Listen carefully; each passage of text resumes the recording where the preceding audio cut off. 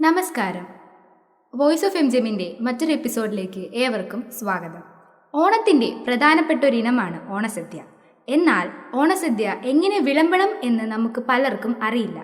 അതിനെക്കുറിച്ച് കൂടുതൽ പറയുവാനായി 9th സിയിൽ പഠിക്കുന്ന ഹാജറ തൻസലിനെ ഞാൻ ക്ഷണിക്കുന്നു. എല്ലാവർക്കും ഹൃദയം നിറഞ്ഞ ഓണാശംസകൾ. ഓണാഘോഷത്തിന്റെ മധുരമാണ് ഓണസദ്യ. ഞാനിന്നിവിടെ കൂട്ടുകാരുമായി പങ്കുവയ്ക്കാൻ പോകുന്നത് എൻ്റെ പരിമിതപ്പെട്ട അറിവിലെ സദ്യ വിളമ്പൽ എങ്ങനെയാണെന്നുള്ളതാണ്. വൈവിധ്യമുള്ളതും തനിമയാർന്നതുമാണ് കേരളത്തിന്റെ പരമ്പരാഗത ഭക്ഷണക്രമങ്ങളിലൊന്നായ സദ്യ. കേവലം സ്വാദ് മാത്രം കണക്കിലെടുത്തല്ല വിഭവങ്ങൾ തയ്യാറാക്കുന്നത്. കേരളീയ പാചക രീതിക്ക് നാട്ടറിവിന്റെയും ഗൃഹവൈദ്യത്തിന്റെയും ആയുർവേദത്തിന്റെയും ഒക്കെ പിൻബലമുണ്ട്. 6 രസങ്ങളുടെ ചേരുവയാണ് ഓണസദ്യ. സദ്യ തയ്യാറാക്കുന്നത് പോലെ തന്നെ പ്രധാനമാണ് സദ്യ വിളമ്പുന്നത്. അതിനും ചില ചിട്ടവട്ടങ്ങളൊക്കെ ഉണ്ട്. തുമ്പ് മുറിക്കാത്ത വാഴയിലയിൽ സദ്യ വിളമ്പുന്നു.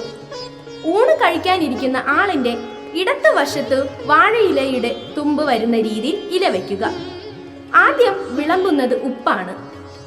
വിഭവങ്ങൾക്ക് ഉപ്പ് കൂടുതൽ ആവശ്യമുള്ളവർക്കായി യഥേഷ്ടം ചേർത്തു കഴിക്കുവാനായി ഉപ്പ് വിളമ്പുന്നു.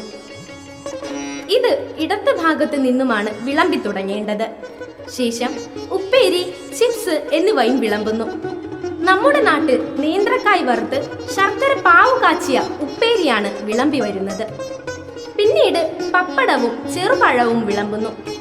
അതിനുശേഷം മുന്നേ വിളമ്പിയതിന് സമീപം തന്നെ ഇഞ്ചിക്കറി, മാങ്ങാക്കറി, നാരങ്ങാക്കറി എന്നിവയും വിളമ്പുന്നു. ഇഞ്ചി ദഹനത്തിന് ഉത്തമമാണ്.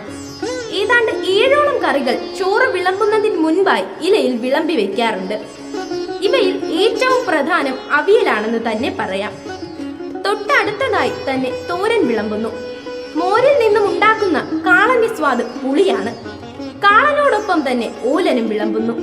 ശേഷം ചോറ് വിളമ്പി പരിപ്പും നെയ്യും ഒഴിച്ച് വിളമ്പുന്നു. പരിപ്പ് കറിക്ക് ശേഷം സാമ്പാർ വിളമ്പുന്നു.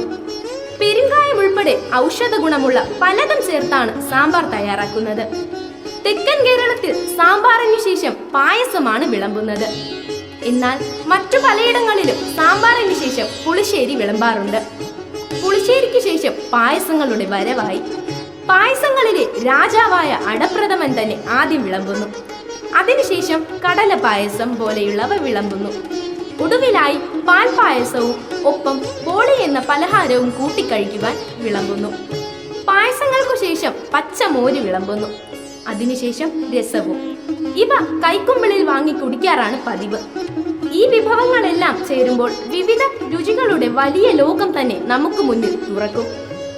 ഭക്ഷണം കഴിച്ചു കഴിഞ്ഞ് വാഴയില ഇടത്തോട്ട് മടക്കുന്നത് ഭക്ഷണം കഴിഞ്ഞുവെന്ന സന്തോഷത്തോടെയാണെന്ന് സൂചിപ്പിക്കുന്നു.